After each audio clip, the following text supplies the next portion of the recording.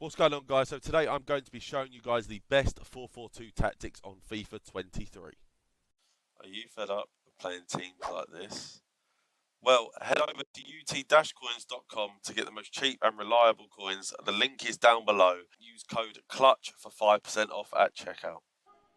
Right, guys, so I am back with another video. Obviously, as you saw, the 4-4-2.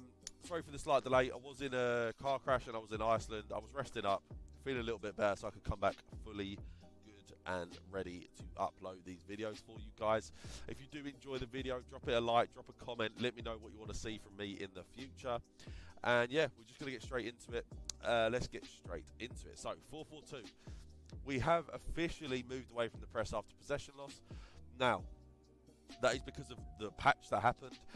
So basically, the defensive style press after possession loss basically just isn't as good as it used to be. It was quite weak when you were playing a better player before, but I have found myself to be very vulnerable when using it. So we have taken it off. We are going to experiment with some other stuff and see what happens. But for now, we are just running the balanced, just so we don't get caught out as much, especially against the better players if we're playing the foot champs or even a higher division rivals game. Now our width is still on 45 for the 4-4-2. That is my absolute go-to. Just creates a bit more narrowness, and I just like the way my team plays with the 45 width and defensive. We are running the 72 depth. Now, as we obviously take off the press after possession loss, I still want to try and be aggressive and win the ball.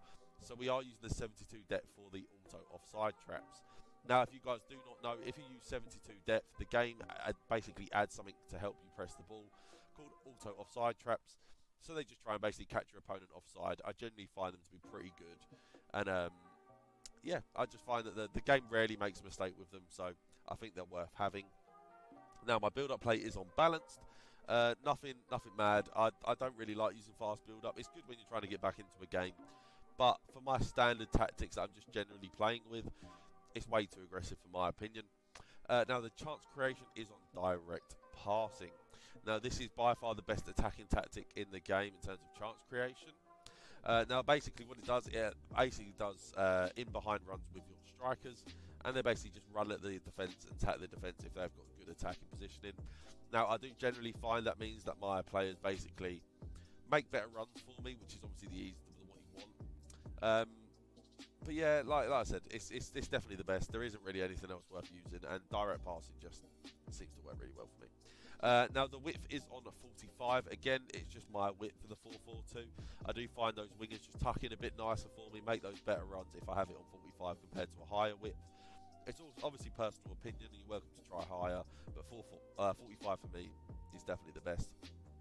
Now, players in the box is on 5.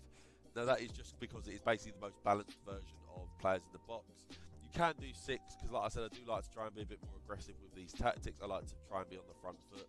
I'm not a very defensive player, but if you guys do want defensive tactics in the video, let me know down below. But yeah, so we are on 5 players in the box. We have our corners on 2. Now that is purely just to just whip balls in. Like there isn't any like really good tactic. There is a short corner tactic that works really well with the 2 corner tick. And if you guys did want to see that, maybe I can upload that. So let me know in the comments. And then free kicks are on 1. Nothing to talk about there. Now this is obviously how we have the team set up. Neymar and Mbappe out front, Lundberg, Kiel on the wings, Paqueta, and Seedorf in midfield, Cancelo, Lam out on the wings with Maldini and Carvalho as our centre backs. Now we do have both of our instructions on our strikers, just absolutely standard. We don't touch them at all. I just find if you do too much of them, they take up weird positions and they don't help with the build-up play too often. You can run getting behind. I wouldn't be against that. They will help you with the in-behind runs, but I do just like to build up play with my strikers a bit more. I like to do some skill moves, kind of beat a player, so that's why I have them all on balance. But if you want to run getting behind, I totally get that. Now we do have both of our centre mids on stay back while attacking and cover centre. Now that is purely because our wide men are going to cover the wider areas, so I just want them covering that middle part of the pitch, and I want them on stay back while attacking just to cover our defence. Because like I said, we are quite attacking with our 2 strikers and our wingers, so we just want people back to try and block off the pitch and really try and keep the ball. We don't want to get cut open, so we've got both of the centre mids on that. Now we do have both of our wingers on cut inside, get in behind and get in the box for cross. cut inside is so they make the runs in between the fullback and the centre back. Getting behind is so they make the runs in behind, pretty self-explanatory. And then getting to the box and cross is for the cutbacks and for the back post crosses, which do work quite well as options if you need it. Now, we do have both of the fullbacks on stay but while attacking. Pretty standard behaviour, I would say, for fullbacks. Nothing too crazy there. And I do have a stay but while attacking on both of my centre backs. And the goalkeeper stays the same. So yeah, guys, I hope you guys did enjoy this video. If you did, drop it a like, drop a comment, let me know what you want to see in the future. Drop a sub if you enjoy the videos, and I will see you guys next time. Peace.